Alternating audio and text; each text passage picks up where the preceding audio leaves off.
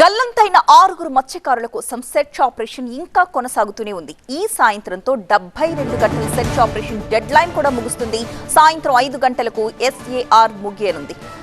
ఇప్పటి వరకు లభించలేదు 6 మత్స్యకారుల జాడ కూడా. అయితే సాయంత్రం 5 తరువాత ఎస్ఏఆర్ రిపోర్ట్ ఇవ్వనున్నారు కోస్ట్ గార్డ్, నేవీ. మత్స్యకారుల జాడపై అధికారిక ప్రకటన చేయలేదు ఇప్పటి వరకు 3-మెన్ కమిటీ. దాని మీద ఇప్పుడు 3-మెన్ కమిటీ ఒక అధికారిక ప్రకటన చేయబోతోంది. జాలర్ల జాడ విషయంలో అధికారుల నిర్ణయం ఏమిటి అనే ఉత్కంఠ కూడా నెలకొంది. డెడ్ లైన్ తర్వాత సెర్చ్ ఆపరేషన్ ఆపేస్తే తదుపరి చర్యలు ఏమిటి అనే దానిపైనే ఇప్పుడు అందరి దృష్టి.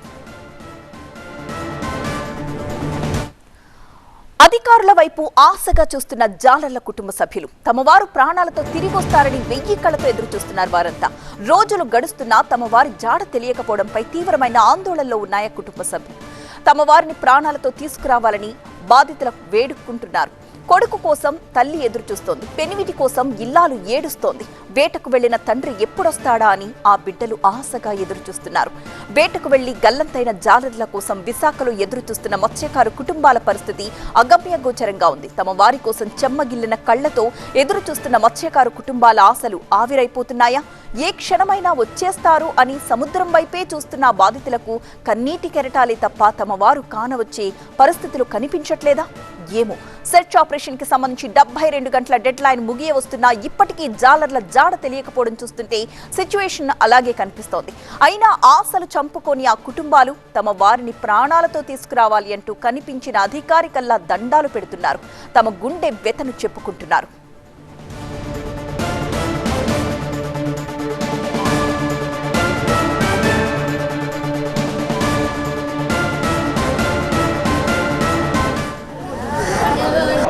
ఏపీ మత్స్యశాఖ కమిషనర్ రమాశంకర్ నాయక్ మనతో శనివారం 3:30 జరిగిందండి.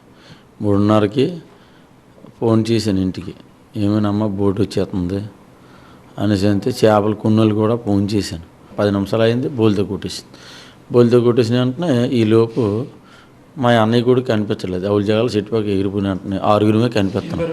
మా అన్నయ్య అంటే బోట్ను అయితే ఒగ్గొద్దు, బోటు నుగ్గామంటే మనం చనిపోతాము, బోటు నొగ్గొద్దు అంటే బోటు 9 గంటలకల్లా మునిగిపోయింది. అంటే మధ్యాహ్నం 3 గంటల నుంచి రాత్రి 9 గంటల వరకు బోటు పైన ఉన్నారు. బోల్తా పడిన బోటు పైన ఉన్నాం.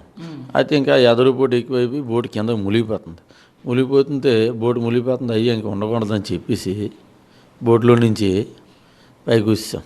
అలాగా దరికి వెళ్ళిపోతాము. అయ్యేదో చిప్పు ఉంది, చిప్పు ఎక్కిపోదామంటే ఈ ఒడిసికి మామిడికి ఎత్తికిపోతుంది.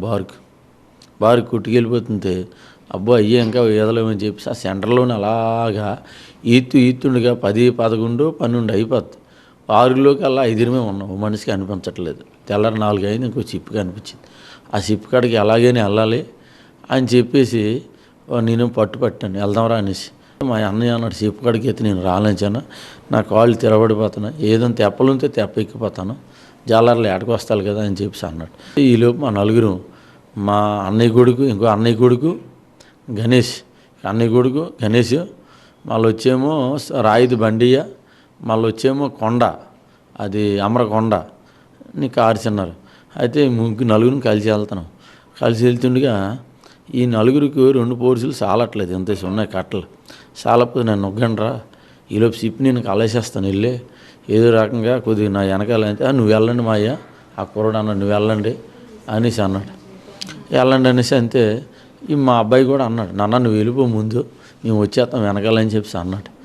వెనకాల అనవసరికి ఎప్పుడైతే వెనకాల అనవసరి సర్లే నాన్న నేను వెళ్తాను మీరు రండి అని చెప్పేసి అనవసరికి ఆ యాంకర్లా పట్టుకున్నాను. 2 సార్లు పట్టుకుంటే దొలపడు వచ్చేసింది, పడిపోయిన వెంటనే ఆ సిప్పు పట్టుకుని వెళ్ళిపోతున్నాను. వెళ్ళిపోయిన వెంటనే ఎందుకైనా నాకు నా ప్రాణం ఉంటే ఉంటాను, లేకపోతే లేదని బనీలు తీసి నన్ను కాపాడండి బాయ్ కాపాడండి అంటే వెంటనే సిప్ తీసిరాలి నైఫ్ జాకెట్. అన్నయ్య తమ్ముడు,